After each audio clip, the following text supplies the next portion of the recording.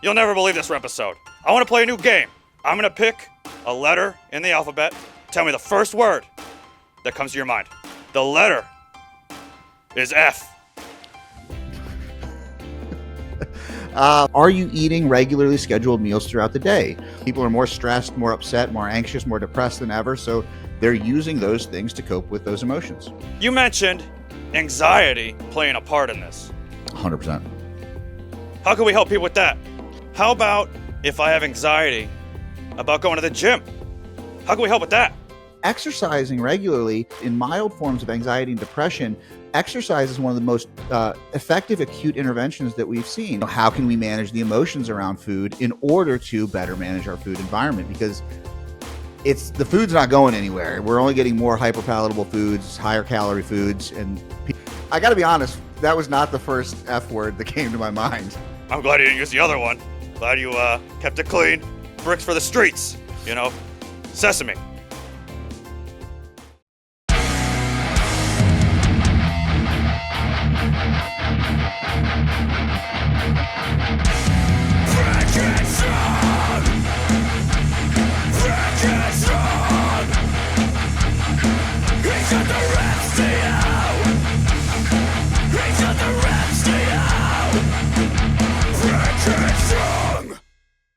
Jeb, that's what I get for trying to be fancy, We had a risk schedule, so thank you for doing this over again.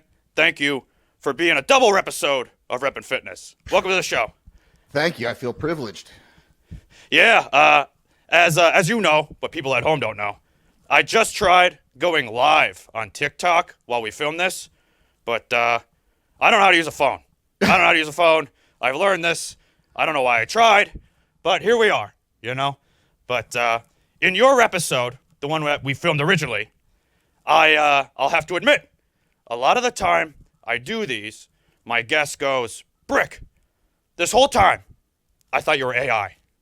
But in your episode, I was glitching. I was like, I don't know what's happening. So in that particular case, my apologies, because I could see how you might think I was AI. So my bad on that. I just thought it was a bad reaction to pre-workout. Well, I guess it could have been. It could have been that. I didn't even consider it. But we got a lot to talk about. A lot on my mind. And I want to talk about my hair, maybe your hair, and what you can do to help me get to Mr. Olympia and look my best. But before we do that, I got to remind people that I was talking to Dean, the Walkmore King, and he threw a lot of names about you out there. You have any idea what Dean called you? The normal one is Nosferatu. Oh, he called you the Messiah. Oh, the Messiah. That was because of Jordan Shallow said that one day. I don't know why, but it stuck. That's amazing. Now, you were at Fashion Week. Yeah, I was going to say, how did you get into health and wellness? And you were at Fashion Week. Well, I was a celebrity hairstylist. Worked with a lot of models. Yeah. And you hear that? I grew disenamored with that world and happened to have a friend who was the editor at Muscle and Fitness and Men's Fitness, a guy by the name of Sean Heisen. We trained together. And he taught me everything I could know about kind of the history of fitness, and I just got really into it. And since Dean was dropping names, I'll drop a couple of names. I was out with Sean and out with nice Ben Bruno, eating ice cream sundaes at Serendipity in New York City. And Ben was like, yeah, why don't you just become a trainer, get a certificate, and I'll help you find a job. And I ended up I went and studied for a cert and got a cert, and I ended up just starting my own business and started training people and transitioned into this world and found that a lot of the skill sets that in my prior career, which was talking to a lot of women about insecurities, translated into what I do now, which is working with women on emotional eating issues. Oh, so that's a little different. You're a guy working with women. Yeah. Tell me more about that. It found me. I started off I started off as a personal trainer, owned my own studio in New York, and found that nutrition actually was a thing that I was finding more leverage in. A friend of mine, Mike Dola, had a nutrition company, and I ended up working for him for a little bit. Yeah, he's one of my close friends. We actually have a podcast together called The Macro and the Mindset. Well, I just had him as a guest recently, so you can watch that episode too. He's such a phenomenal human being. Well, he had this very successful company. We did nutrition together, and I started to find that the people I like to work with didn't particularly do well under a kind of a macro guideline system. They tended to have a lot of recidivism, and they tended to be people that other people didn't want to work with because they were very emotionally charged. And so I just kind of branched out into a little bit of a different methodology of working with people that's more about their mindset and more about the psychology behind eating rather than the numbers around eating. So focusing more on the problems that led to overeating, binge eating, emotional eating, and how we can manage those before we start to tackle things like intentional weight loss. So trying to get the mind right before we get the body right. That makes sense. You know, one of my least favorite words is the word diet, because I think a lot of people say it wrong. They think a diet is, well, I can't eat those Oreos or some sort of processed food. What are you even talking about? A diet is not that. That's eating right. Yeah. There's nothing wrong with that. People are demonizing eating right. It's silly. Yeah, I think where the demonization probably comes from is the restriction that is imposed when someone goes on an intentional weight loss journey tends to actually act in the opposite of what we'd expect, because people end up getting into scarcity mindset. They put external constraints on their eating choices, and they actually remove themselves from the process of weight loss or from weight management by utilizing these external constraints as their sense of control.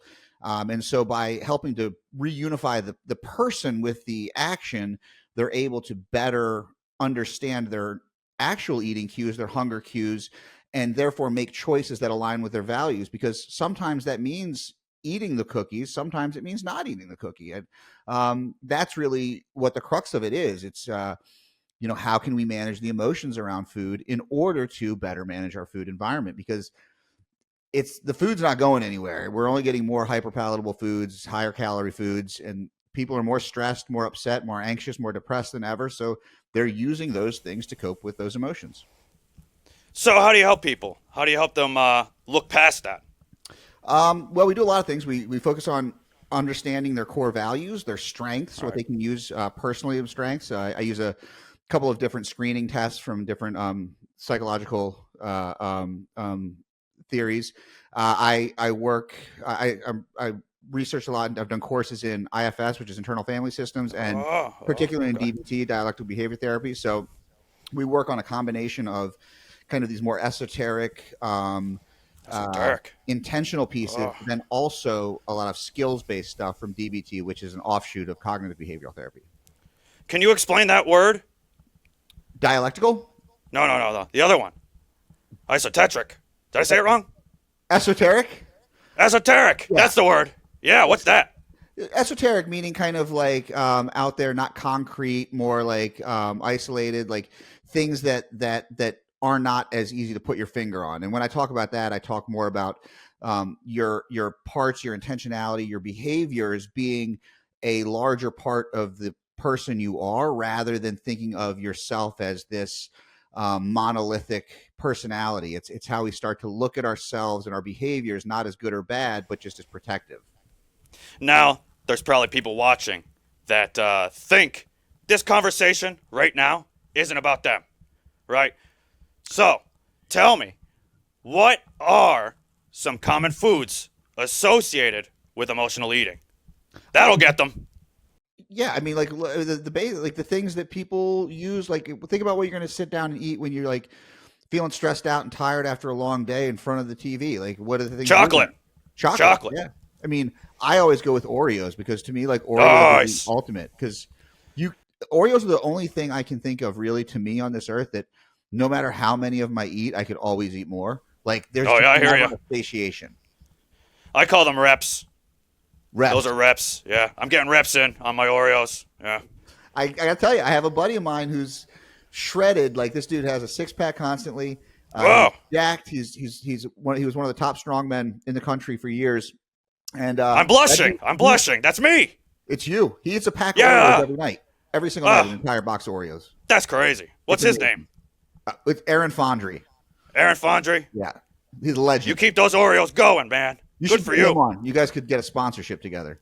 Nice. Let's get that sponsor. Let's get that bag. Yeah. All right. But no, seriously. Now, how do you keep your clients motivated and engaged on their fitness journey? Well, mainly motivation is a big part of what I do. right. Really understanding motivation is understanding Me too. determination theory. And so motivation runs from external, which is that like drill sergeant yelling at you, all the way to internal where you don't even think about it. So a lot of times people say that discipline is more important than motivation. Actually, discipline is the most internalized form of motivation. So my goal is to help people take this external accountability type piece that we all want when we start off, and can we move them to the point where they're at least identifying with these behaviors as part of who they are. So that's how they engage in life. And it becomes less about looking for that external motivation, which I usually refer to as inspiration. And that's, I think people in fitness mislabel it. They say they don't really know what motivation is in terms of the behavioral science of it.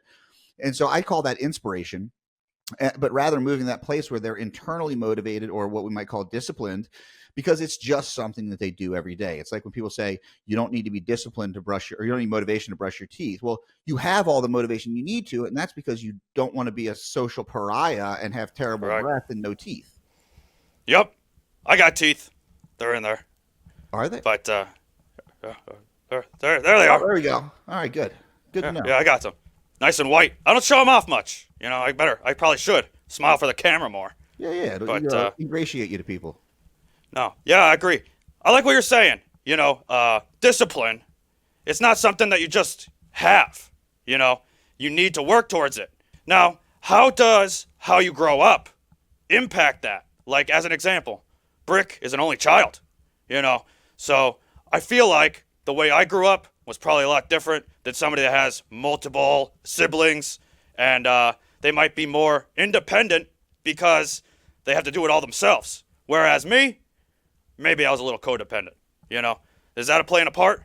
Oh, I mean, the way we grew up has everything to do. So people often think that we are like these awesome, like self-autonomous beings that just make our own way through the world. But there's the great quote that genetics loads the gun, environment pulls the trigger. Your environment is really the largest determining factor of kind of how you end up. And that's why change is so hard, because someone who has emotional eating issues, most women I work with, they can tell me their first diet was when they were between 11 and 13 years old. So they've been engaging in this pattern for, most of my clients are in their 40s and 50s, for 30 years. So of course it's a hard pattern to break. Right. Yeah, that's a deep habit. You got to get that out of there. And it's almost not like it's even a habit. It's more that's who they feel like they are. And so it's allowing that part of themselves to step aside, to allow them some room to work on those behaviors. And so we think kind of those behaviors, again, not as good or bad, they just protected them from emotional or physical pain. And so how can we use other skills or other moments to help to fulfill that need without the need for using food or, same with drugs or alcohol or shopping or gambling? Those things are all similar. Yeah, I agree. Now, how do we help people? How do we get them through that? A lot of talking, a lot of allowing them to talk, really, identifying obstacles, identifying struggles, simple things like for people who deal with binge eating at night, especially, it's like, are you eating regularly scheduled meals throughout the day? If you're a chronic dieter, you probably have your hunger signaling is not great. So you don't really know about your internal hunger cues. So we have to kind of create a schedule at first. And then you can start to pay attention to, are you hungry? And then that's how we lead into what we would call more of that intuitive eating, which again, a lot of health professionals talk like poorly about intuitive eating, but most of them actually intuitively eat. Like most of the people I know that are really into fitness, like they eat kind of the same stuff every day, but they don't really have to think about it, right? They don't have to weigh and measure unless they're getting ready for a photo shoot or a competition or something. And so we can provide that same kind of intuition. Again, intuition is not instinct. Intuition is gained through the learned experience of your life. If we can create a newer intuition that fits their values, their goals, and their behaviors, then we can start to make progress without worrying about the minutiae of calories, macros, food, meal plans, whatever that might look like. That's interesting. Now, we're talking intuition. What's one thing we could take away today if you're watching? What can help them? I think the first thing I would say to anybody who is struggling with any kind of eating behavior issues is when you sit down to eat, again, the first thing is think about your values and what's important to you in the moment. But I think that the number one thing is start to listen to your body a little bit before, during, and after your meals. Like, where am I feeling this? Is this actual hunger? Is this a craving? Is this emotionally needed? Is this something where I'm noticing that, oh, here's where I feel it in my stomach. Actually, that might be anxiety. That might actually not be. Oh, that's interesting. And so what we call somatic experience, that, how you feel in your body, people have this idea that the body and mind are separate, but really it's all just one thing. And so if you can start to integrate that a little bit and be a little bit more mindful of your actual meals, it'll go quite a long way in starting to understand how you interact with food. Mind, body, and headstrong. That's a great quote. Now, you mentioned anxiety playing a part in this. 100%. How can we help people with that? Meditation, walking? What are some things we could do to keep that low? I mean, both of those things you mentioned are phenomenal, right? We know that meditation can be super important because mindfulness allows us to be present in the moment. And what is anxiety? Anxiety is really worry about the future, right? It's worrying about things that have not occurred yet. And so if we can detach from that attachment, we can start to be present. And mindfulness meditation does something in the dorsolateral prefrontal cortex. We've seen that in the research, that it actually helps to slow down impulsive behaviors. So people are slower. Walking, again, as Dean said, walk more king. Walking is huge because we see walking actually increases GLP-1, similar to what things like Ozempic do if you walk enough. And so it helps to regulate hunger. And then exercising regularly, we've seen in studies, and this is not a cure for mental illness or anything, but in mild forms of anxiety and depression, exercise is one of the most effective acute interventions that we've seen. And in every kind of behavioral therapy modality, they will prescribe exercise as part of a regimen for someone who could be dealing with an issue as complex as borderline personality disorder, right? So it's something that is extraordinarily helpful in both the short term and the long term. And that efficacy and that autonomy you gain through doing these things regularly is just going to help you feel better. Is it going to alleviate all your stressors in the world? No, but it's going to help you to detach a little bit from them. How about if I have anxiety about going to the gym? How can we help with that? Yeah, so find out what that anxiety is about. Like, what is that? Because the anxiety is fear probably of something. Right, yeah. I think a lot of people, they're afraid that someone's going to judge them at the gym. You know? And of course, we're always afraid that we're still human. There's a great Brene Brown quote where she says, we think of ourselves as rational animals who are occasionally emotional, but in reality, we're emotional animals that are occasionally rational. We're going to have Interesting. That fear. Yeah. And so it's just understanding that fear is okay. And that fear is actually important. And then think of how good you'll feel about conquering those fears each time you step in. You'll get a little bit less afraid each time you go. And you'll get to the point where you identify as someone who works out and you won't care. That's just it. They don't know. They don't know that. Those people that haven't been in the gym yet, go to the gym. Because at the end of it, you're not going to have anxiety. You're going to be like, wow, I'm glad I was here. That's really what happens. I've never left the gym and said, oh, man, I wish I didn't go today. 100%. That was terrible. 100%. I've regretted missing the gym or missing jiu-jitsu or missing a kickboxing class plenty of times. I've never regretted going. Even when I broke my leg in jiu-jitsu that day, wow, I still don't regret going because it was a learning experience. I gained something from it. You broke your leg? Yeah. I had a white belt jump on me funny once, and I had him in a body triangle. It was bad. And I broke my own rules of not going on Saturdays, which is like the white belt crazy spazzy day. But I learned don't break. I have certain rules as a 46-year-old man. I can't be playing with these 20-year-old kids sometimes. No, I hear you. I'm right there with you. I'm 47, so I've been thinking about that. Now let's talk about your fitness journey. When you're at the gym, what kind of rep ranges are we in?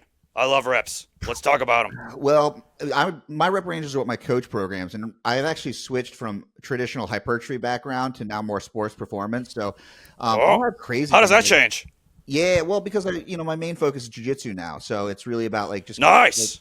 it's just about being. I'm plenty strong for jujitsu, and actually, it's more about like having more efficacy on the mats. So I had like a crazy regimen last month where it was like 8 reps and then an 8-second isometric hold in the most difficult position, and then 8 more reps. So it was like You hear that? it was brutal, and it was lightweight. It's like I don't lift nearly what I used to because now my shoulders are all banged up and everything. So I lift way lighter than I used to. I used to lift pretty heavy, and I would go in all rep ranges. I'm a big fan of like the Jordan Peters and the old school like Dorian Yates or like dog crap training. Like those were always my favorite like high intensity methodologies, but can't really do that anymore. So now it looks very different, but it's cool because I kind of suck at this stuff, and it's kind of fun to be a beginner again. Yeah, I mean, that's also the thing. People think going to the gym means I got to lift heavy. That's not the case. Right. Those are ego lifting. Now, ego lifting results in injury. Lifting light, there's nothing wrong with that. Yeah. And I say light, like it's light relative. It's probably heavier Right, than right. most people go to the gym do. But, when you go from, doing hack squats with, 7 plates aside to now doing Whoa! like single leg squats with, 40-pound dumbbells, it feels pretty light. That's incredible. Now, when you're lifting, what are you listening to? So interestingly enough, I listen to pretty like mellow Americana type stuff normally, but when I'm in the gym, it's mostly New York hardcore. Like, Oh, nice. We got Madball, Madball? Agnostic Front, Yeah. Sick of I It like All. that. Yeah, all right. Now we're talking. Anything from Boston? Boston hardcore, or we got allegiance? Yeah, I mean, there's a little bit of a feud between New York and Boston, but Yeah, you're right. the FSU crew made their way down to New York, and so they have a good following down there. So there's some good Boston bands, but I mean, back in the day, like the Do or Die episode era of like Dropkick Murphys with the old singer, like I was definitely down with that. A lot more, but yeah, mostly it's like I just saw down here, Cro-Mags. Like I've seen Cro-Mags twice with Harley, and Harley's also a black belt at Henzo's, so that's extra cool. But yeah, like I went to see Helmet recently. Like it's great because all the bands from like when I was younger are getting back into the scene, or they're around touring, so it's fun. I can't believe that this is the moment that Brick Headstrong gets to talk about FSU. That's crazy. Yeah, right, with the people watching this from New York. Right? People will never believe this. This happened. We'll have to make this into a clip. We're talking about FSU and a hairdresser. You'll never believe this episode. That's the commercial. Now, I want to play a new game. It's a new game. I'm introducing it right now. It's unnamed, but we'll figure out a name. I'm going to pick a letter in the alphabet, and you tell me the first word that comes to your mind. Okay. All right? Now, let me think. We'll make this easy. This is going to be easy. Because I had a lot on my mind. The letter is F. Food. Whoa! How about that? The guy said food. Now, why would you say food? Do you have food on your mind? I do, often. I mean, and most of my focus is helping to get people's food off their mind. So food on the mind is that's a common problem. That sounds like a plug. It definitely is. That's foodonthemind.com. It's a clever way to get to that plug. Now, anyways. I got to be honest, that was not the first F word that came to my mind. Well, I'm glad you didn't use the other one. Glad you kept it clean. Because bricks for the streets, sesame. So, yes. Anyways. Jeb, aside from foodonthemen.com, how else can people get in touch with you? On Instagram, I'm Jeb Stuart Johnston. You can find me there. That's mainly where I am is really Instagram and my website. I blog daily, so I have a lot of blog posts that go up. I have an email list that if you go to my website, you can sign up for, and you'll get daily short emails that really talk about like how to manage your food environment and how to manage your emotions around food. And And a lot of like stuff about philosophy, because I like to tie in a lot of philosophy and psychology into my talk about food. Now, on your Instagram, I noticed you make a lot of posts with a lot of words on it. Yes. Are those similar to your blogs, or are these different? Yeah, very similar. I have long form blog posts too that are meant for educational purposes, that are more like, how do I identify emotional triggers, etc. But the shorter form ones are like what I send out in my email. It's very similar to my Instagram, and it's just a way for me to connect people personally rather than Instagram, which can feel a little bit more impersonal because it's just shouting out into the ether. Great. Now, before I let you go, we talked Fashion Week. I told you last time, Lisa Krause, she told me I needed to get a haircut if I wanted to compete for Mr. Olympia. I don't know why, but what do you think I need to do? What can I do for this hair? Well, I think you buck the trend and don't go with the broccoli head mullet like the young kids all love. Ugh.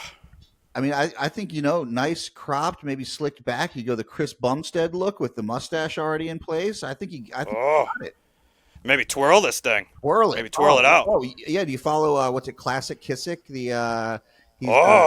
He does the shirts with Omar Isuf. Like, he's got a great curly mustache. I gotta check that out. I love mustaches. So, well, Jeb, thanks so much for being a guest on Rep and Fitness. Thanks for redoing this. I might release some of the other episode so people could check that out, depending on if I look like AI or not. But, hey, thanks for being here. Thanks for having me back. And, hey, if you're watching, thanks for watching this episode of Rep and Fitness. We'll see you next time.